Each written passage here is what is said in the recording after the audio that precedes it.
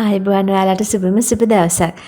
රටේ වාතාවරණය අනුව හැමදේම ගණන් ගිය කාලේ ඔයාලට නොමිලේ හොයාගන්න පුළුවන් දෙයකින් ගොඩාක් රසවත් කෑමක් තමයි අද මම හදන්න යන්නේ. ඉතින් වස විස තෙල් බෙහෙත් ගහලා නැති වත්තේ ගහේ හැදෙන කොස් පොලොස් වලින් කෑම මේ කාලෙට ගොඩාක් වටී කියලා මට හිතුණා. ඉතින් මම පොලොස් වලින් ගොඩක් කෑම වර්ග කළා. පොලොස් ඇඹුලක් කිව්ව කිරි ඇඩුවෙන් හදාගන්න පුළුවන් විදිහට. ඒ වගේම පොලොස් ඩෙවල් හැදුවා. ඒ වගේම පොලොස් මර්ජු හැදුවා. පොලොස් ගැට මැල්ලුම හැදුවා. ඉතින් ඔයාලට ඒවා බලන්න බැරි වුණා නම් මම පල්ලෙහෙන් දාන්න ඩිස්ක්‍රිප්ෂන් එකෙන් ලින්ක් ටික ඔයාලා බලන්න ගිහිල්ලා නිවාඩු වෙලාවට. ඉතින් අද මම හදන්න යන්නේ ඊටත් වඩා වෙනස් ගොඩක්ම රස බැදුමක් වගේ පොලොස් හදාගන්න විදියක් ටිකක් වෙනස් ටිකක් නෙමෙයි ගොඩක් වෙනස්. මට හිතිලා මම හදපු රෙසිපි එකක් මේක. ඉතින් එන්න යන් මම දැන් මේක හදපු විදිය බලන්න. ඉතින් මම පොලොස් ගෙඩියක් හදාගෙන ආවා. සාමාන්‍යයෙන් පොලොස් ඇඹුල උයන්න ගන්න සයිස් එකේ පොලොස් ගෙඩියක් තිබුණාම හොඳයි. ඉතින් ඔයාලා පොලොස් කඩද්දී ඔයාලා ගහකින් කඩනකොට බිමට වැටුනොත් හරි එහෙම නැත්නම් කඩේකින් හරි දාන නැත්නම්කින් පොලොස් ගෙඩියක් ගෙනාවොත් වටේට ටිකක් සෝදලා ගන්න බ්‍රෂ් එකකින් අතුල්ලලා වැලි කුණු රොඩු යන්න. මොකද මේක කට්ට පිටින් තඹ ගන්න ඕනේ. ඉතින් ඔයාලට මේක පුළුවන් කෑලි කපලත් තඹ ගන්න කෑලි 4කට විතර. ඉතින් එතකොට ටිකක් ඉක්මනින් තඹ ගන්න පුළුවන්. මම මේ ගෙඩිය පිටින්ම තඹ ගන්න. එතකොට කොහොල්ල ගෑවෙන්නෙත් නැහැ.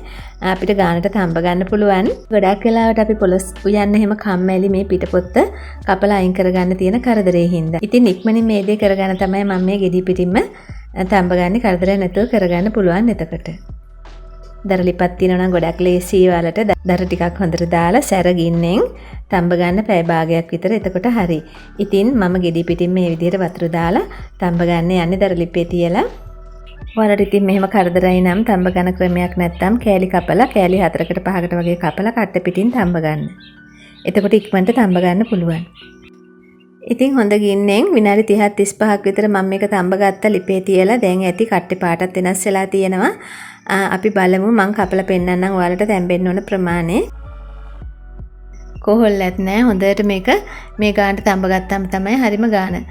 මේක කට අයිනෙන් තියෙන අපේ කොස් මදුරු තියෙන හරියේ තමයි තැම්බෙන්න ඕන ටිකක්.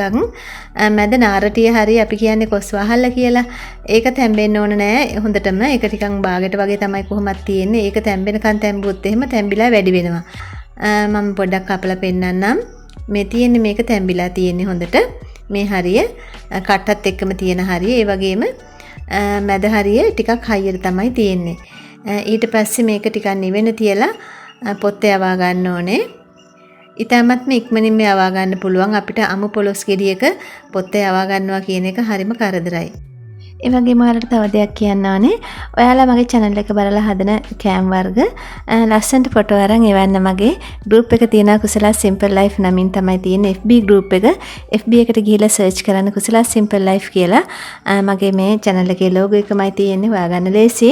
ඉතින් ඔයාලගේ ෆොටෝ ඒ වගේම ඔයාලගේ අලුත් දේවල් ආහාර පාන පිළිබඳව සියලුම දේවල් පළ කරන්න පුළුවන්. ඉතින් මම page එකක් හදන්න නැතුව group එකක් හැදුවේ ඔයාලට හැමෝටම ඔයාලගේ ඒවා පළ කරගන්න පුළුවන් වෙන හින්දා.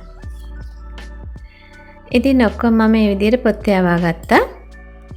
ඊට පස්සේ ග්‍රේට් කරගන්න ඕනේ මේක. ඒක ග්‍රේට් කරගන්නකොට ඔයාලා පොත්ත පැත්ත ඉඳන් ග්‍රේට් කරන්න ගන්න. එතකොට ලේසි මැද නාරටිය පැත්තෙන් ගන්න එපා. මැද නාරටිය මම නම් අයින් කළා. ඔයාලට පුළුවන් ඒක ඕනනම් පීයෙන් කපලා වගේ ගන්නත් මම නම් අයින් කළා ඒක. පොලොස් ගෙඩිය පොත්ත පැත්තෙන් මේ විදිහට ග්‍රේට් කරගත්තාම හොඳට රැල් හිටින්න මේ විදිහට ග්‍රේට් වෙනවා. ඔයාලට මම අද මේ කියලා දුන්න විදිහට පොලොස් හදාගෙන මේ විදිහට ග්‍රේට් කරගත්තාම අලුතින් හිතලා අලුතින් කෑම වර්ග හදන්න පුළුවන්. ඉතින් මේ රැල් වලට පොල් ටිකක් එකතු කරලා ඒ වගේම පිටි චුට්ටකුත් එකතු කරලා පිට්ටු වගේ හදා ගන්නත් පුළුවන්. ගොඩක් රසයි. එතකොට ඒ වගේම කිරි දාලා උයන්න පුළුවන්, ටෙම්පරාදු කරන්න පුළුවන්. ඒ විදිහට අලුතින් හිතලා දේවල් කරන්න පුළුවන්. ඉතින් කරදරයි කියලා හිතනවා නම් උදේ පාන්දර මේක කරගන්න. ඔයාලට කලින් දවසේ මේක හදලා තම්බලා රැල් මේ විදිහට ග්‍රේට් කරලා ෆ්‍රිජ් එකට දාලා තියන්න පුළුවන්. කිසිම දෙයක් වෙන්නේ නැහැ. ඉතින් මම මේ මැද නාරටි අයින් කළා මේ විදිහට. ඒක ටිකක් හයිය ගතියක් තියෙන හින්දා මම අයින් කරා. ඊට පස්සේ අවශ්‍ය වෙන ද්‍රව්‍ය ටික මේ තියෙන ලොකු ලුණු ගෙඩියකින් භාගයක් තියෙනවා. තක්කාලි ගෙඩි දෙකක් තියෙනවා. කරපිංච, අමිරේ, සුදු ලුණු, ඉඟුරු කෑල්ලක් තියෙනවා. ඉතින් සුදු ලුණු, ඉඟුරුයි, කරපිංච ටිකකුයි මම තලා ගන්නවා. අනිත් ද්‍රව්‍ය ටික කපා ගන්නවා. ඉතින් ඒ විදිහට ලැහැත්ති කරගත්ත ඒ ටික ඊට පස්සේ තව දෙයක් කරගන්න ඕනේ. ග්‍රේට් කරගත්ත පොලොස් ටිකට ලුණු තේ හැඳි 3 කාලක් විතරයි කහ කුඩු තේ හැඳි කාලක් විතරයි දාලා මම පොඩ්ඩක් කලවම් කරගන්නවා ලුණු ගතිය අල්ල ගන්න මේකට.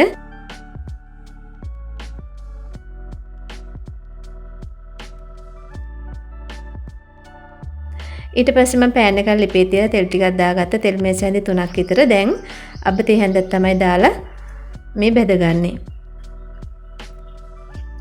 අබෑට පුපුරලා උඩ විසි වෙනකොට දාගන්න තලාගත්ත ඉඟුරු සුදු ලුණු කරපිංච ටික. මේක හොඳට සුවඳ දෙන ප්‍රමාණයට බෙද ගන්න. ගොඩාක් සුවඳයි මෙහෙම බෙදගත්තම ඒ වගේම රසයි. අපිට කෘතිම රසකාරක දාන්න ඕනේ නැහැ මේ විදිහට හදලා දාගත්තාම. ඔයාලට පුළුවන් මේකට එනසාල් ඒ වගේම කරාබු නැටි කුරුඳුපුතු කෑල්ලක් සේර කෑල්ලක් වගේ දැම්මම තවත් රසයි සුවඳයි. ඒ වගේම මෙතන තියෙන්නේ මේ මම කපාගත්ත බීලුණු ඒ වගේම අමු මිරිස්. ඊට පස්සේ සූරගත්ත කරපිංච ටිකකුත් මම එකතු කරනවා.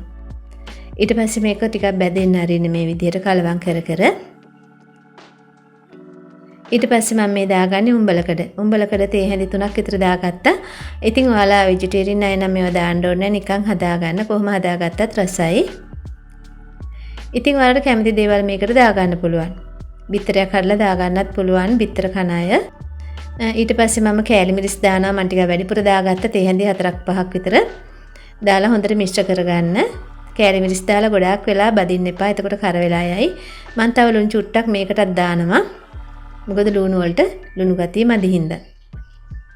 ඊට පස්සේ කහයි ලුණු එක දාලා කලවම් කරගත්ත අපි ග්‍රේට් කරගත්ත පොලොස් කෑලි ටික තමයි මේ දාගන්නේ.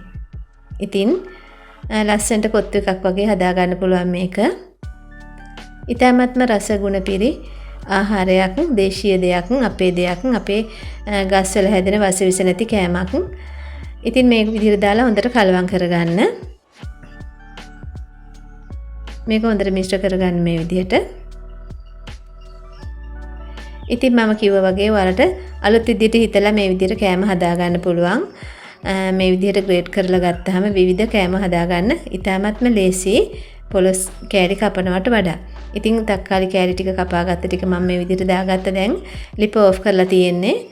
තක්කාලි දාලා ගොඩක් වෙලා ලිපේ තියලා හැඳි ගන්න එපා. එතකොට වතුර ගතියක් එනවා. ඉතින් මේකත් එක්ක ඔයාලා කැමති හොදි වර්ගයක් හදාගෙන රසට බත් කන්න පුළුවන් ඔයාලට. ඉතින් දැන් ලිප ඔෆ් කරලා මම මේ විදිහට පොඩ්ඩක් කලවම් කරගත්තා. දැන් හරි අපේ රසගුණ පිරිමේ පොලොස් බැදුම කෑමට සූදානම්. ගොඩාක් රසට සුවඳට තියෙනවා. ඔයාලත් හදලා බලන්න අලුත් දෙයක් අලුත් අවුරුද්දේ. ඉතින් මගේ වීඩියෝ එක හොඳයි කියලා හිතනවා නම් ලයික් එකක් දාලා කමෙන්ට් එකක් දාන්න අදහසක් ලියන්න. ඒ වගේම සබස්ක්‍රයිබ් කරලා නැත්නම් සබස්ක්‍රයිබ් කරන්න ඔයාලුත් එක්කෙනෙක් නම් මගේ channel එකට. ඉතින් මගේ ලිපි බලා ගන්න පුළුවන් ඔයාලට අපේ අම්මා පුවත්පත ගත්ත සිකුරාදට. නැවත මේ වගේ වටිනා වීඩියෝ එකකින් අපි හමු වෙමු. ගිහින් එන්නම්. සුබ දවසක් නිරෝගී දිවියක් ඔයාලා ඔක්කොටම.